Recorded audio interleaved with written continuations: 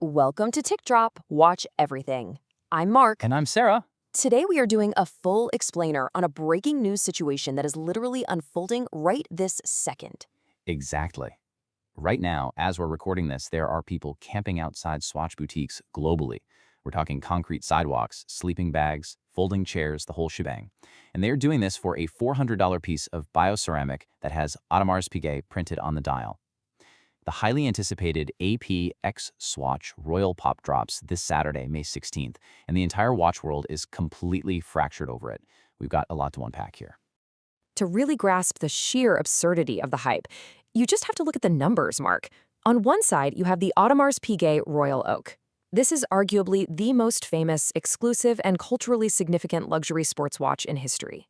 Getting your hands on a steel Royal Oak at retail is practically impossible, but if you magically got the call, it would set you back north of $30,000.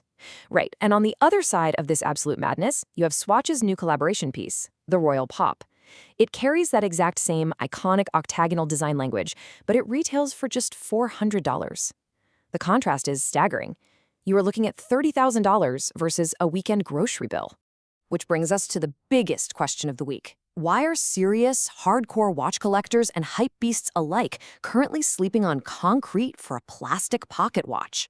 Yes, you heard Sarah correctly. It is not a wristwatch. Swatch and AP have pulled the ultimate bait and switch here. The Royal Pop is actually a bioceramic pocket watch. It's designed to be worn on a lanyard around your neck, maybe clipped to a bag as a charm, or literally just kept in your pocket. It is a complete reimagining of how we wear time, and it has set horological forums absolutely on fire. Section 1, Anatomy of the Watch. Let's break down every single bioceramic detail so you know exactly what you're getting. The sheer visual punch of this release is undeniable. They leaned hard into a vibrant pop art aesthetic. There are 8 unique models in the collection, each with a name combining a color and the number 8 in different languages. It's a really cool nod to the Royal Oak's famous 8-sided bezel, for sure. You've got the Auto Rosso in this loud, vibrant red and pink, then the Huit Blanc, which is a crisp white but features a crazy rainbow of different colored bezel screws. And for the purists, you have the Ocho Negro in stark black and white. And physically, they are all crafted from 40mm bioceramic cases. They didn't skimp on the materials either. You get dual scratch-proof sapphire crystals on the front and back, and every single one includes a surprisingly premium calfskin lanyard with contrast stitching. It's pure, unapologetic pop art. What's really fascinating is how they structured the actual collection. The 8 pieces are split into 2 very distinct, highly traditional pocket watch formats. Yeah, 6 of the models use the lapine style, which you can see on the left. The winding crown is positioned right at the top at 12 o'clock, and the dial features a very clean, simple hours and minutes display. But then, the remaining 2 models switch things up with the savonette style on the right. This format moves the crown over to 3 o'clock and adds a really classic small second subdial down at 6 o'clock. It's a structural difference that adds a surprising touch of traditional watchmaking heritage to what is otherwise a wild plastic-adjacent design. But Mark, the real shocker is what is beating inside these cases. If you were expecting a cheap, disposable quartz battery like we saw with the original MoonSwatch, you are dead wrong. Absolutely. Swatch engineered a brand new hand-wound mechanical version of their System 51 movement, specifically for this watch. It incorporates 15 active patents, boasts a massive 90-hour power reserve, and features an anti-magnetic Nivacron balance spring. Which is wild because that's a component actually used in high-end AP watches. It's even precision adjusted at the factory using lasers. The shift from quartz to a sophisticated mechanical caliber here represents a massive leap in mechanical ambition for a $400 piece. Section 2, an unprecedented alliance. Why this crossover is sending shockwaves all the way through Switzerland. To understand why this is historically shocking, you have to look at Swatch's previous blockbusters. When they collaborated with Omega for the MoonSwatch or Blancpain for the Scuba 50 Fathoms, they were partnering with brands that the Swatch Group already owns outright. It was essentially corporate synergy, a company making a watch with itself.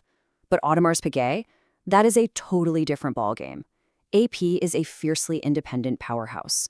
They are family-controlled and sit as one of the untouchable holy trinity brands of Swiss watchmaking. In its entire 54-year history, AP has never licensed the Royal Oak silhouette out like this. Not once. This is an unprecedented corporate crossover that nobody thought was even possible. And what absolutely blows my mind is how long they kept this completely under wraps. Independent watch sleuths recently dug up a trademark filing showing that Swatch AG officially registered the name Royal Pop with the World Intellectual Property Organization all the way back on June 18, 2024. Think about that for a second. That means this highly secretive collaboration has been quietly in development for nearly 2 years. 2 years of prototyping and planning right under the nose of the entire luxury watch industry without a single credible leak. When you map out the DNA of this release, it's really a collision of two totally different timelines. Back in 1972, the legendary Gerald Gentes sketches the original AP Royal Oak overnight and changes luxury sports watches forever. Then, fast forward to 1986, Swatch launches the Pop line, this quirky, modular pop culture accessory watch that you could clip onto your clothes. Jump to 2022, and the MoonSwatch definitively proves the concept that a bioceramic, luxury homage can break the internet. And all of those historical threads weave together right now, in 2026, to give us the Royal Pop. Gentes' ultra-luxury geometry fused flawlessly with 80s pop culture modularity. Section 3. Genius or brand dilution? We are going to take a super quick break, but when we come back, Sarah and I are going to get into the intensely polarized debate that is currently splitting the watch world right down the middle. Don't go anywhere. And we're back. Let's dive right into the controversy. On one side of the aisle, you have the purists, and I honestly have to side with them on this one, Sarah. Many traditional collectors view putting this heavily guarded royal oak silhouette into a bioceramic case as an absolute disaster. You really think it's that bad? Yes. Look at the quote from Watch Insiders on the screen. A travesty to actual owners of a real royal oak. It cheapened the brand image. For clients who have spent tens of thousands of dollars and waited years on exclusive lists to acquire a steel royal oak, seeing a candy-colored plastic version dangling from a teenager's lanyard feels like a betrayal. I firmly believe it actively damages Audemars Piguet's elite, ultra-luxury brand equity. Well, Mark, I couldn't disagree with you more on this. I side with the industry analysts who are calling this an absolute masterstroke. Look at this opposing perspective. It introduces the geometry to a far bigger audience than AP has ever reached on its own. But at what cost to the brand? At the cost of total cultural dominance. This democratizes a legendary design for a completely new generation. It's a wearable piece of pop art that creates brand awareness among millions of young people who could never dream of affording the $30,000 original. This doesn't weaken the 80,000 franc models at all. It ensures the Royal Oak remains a cultural icon for decades to come. It's brilliant strategy. Okay, we might be totally split on the overarching strategy, but I will concede one point. To AP's credit, they are treating this as more of a cultural and philanthropic exercise than a corporate cash grab. Exactly. Audemars Piguet has officially announced that they are donating 100% of their proceeds from the Royal Pop to an initiative dedicated to preserving rare watchmaking expertise. It's a direct investment into the next generation of horologists. It's a pretty bulletproof way to counter the criticism of brand dilution when literally all your profit goes back into preserving the craft. Section 4. The Market Reality.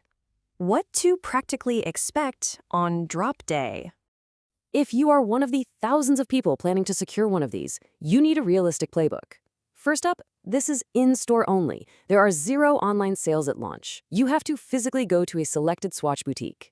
Second, there is a strictly enforced limit. 1 watch per person, per store, per day. And trust us, stock is going to be incredibly limited. And third, be ready for the inevitable secondary market explosion.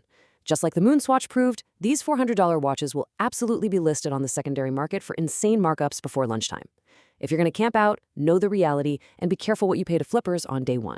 Which brings us to our final, provocative question. Does creating a plastic pocket watch cheapen a luxury icon or ensure its legacy? Verdict time. I say skip it. It's a novelty that dilutes a holy grail design, and I say buy it. It's a historic mechanical piece of pop art that democratizes an absolute icon. The market is about to decide. Make sure you subscribe for our Saturday Drop Day reaction episode, where we'll see exactly how crazy the lines get. Find us at tickdrop.com and on all podcast platforms. Thanks for listening.